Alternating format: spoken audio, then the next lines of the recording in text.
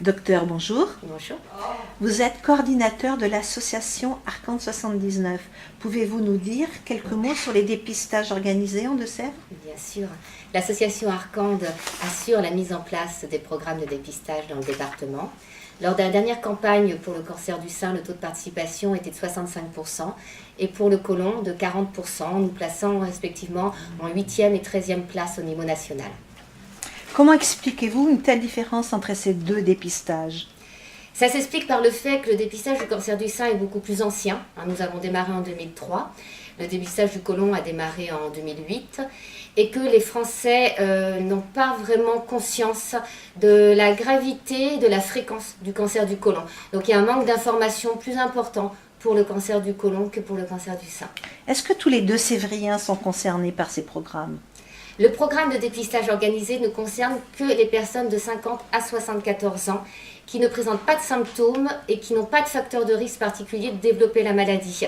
Par exemple, une personne qui aura des antécédents familiaux importants, d'antécédents de cancer du sein dans la famille ou de cancer du côlon, ne devra pas rentrer dans le programme de dépistage organisé parce que le test de dépistage ne se fait pas au même rythme, ce n'est pas tous les 2 ans, les rythmes sont beaucoup plus courts et parfois même le test n'est pas le même. Par exemple, pour le cancer du côlon, et l'examen de référence quand on a des facteurs de risque est la coloscopie. Et ce n'est pas l'examen que nous proposons. Nous proposons une recherche de sang dans les selles. D'accord. Mais concrètement, comment ça se passe? Alors concrètement, on envoie des invitations, des bons de prise en charge, qu'on appelle des bons de prise en charge. Tous les 2 ans, à partir de 50 ans, vous allez recevoir un bon de prise en charge pour passer une mammographie et un bon de prise en charge pour réaliser un test hémoculte qu'il faut aller chercher, c'est son médecin traitant. Le mot de la conclusion, docteur?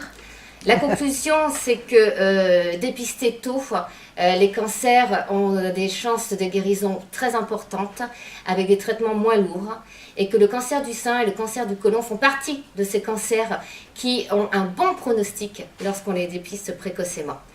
Donc, juste par exemple, dans le département, depuis le démarrage, 1200 cancers du sein ont pu être dépistés, dont 65 grâce à la seconde lecture des clichés à Arcande.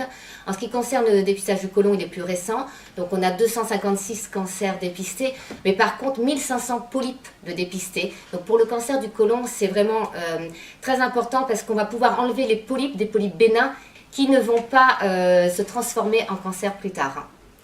Donc, on a la chance d'être dans un pays où on nous propose 2 programmes de dépistage qui sont pris en charge à 100% par les caisses d'assurance maladie.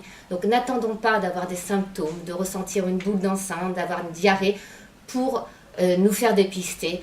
Prenons une longueur d'avance sur la maladie. Docteur, merci.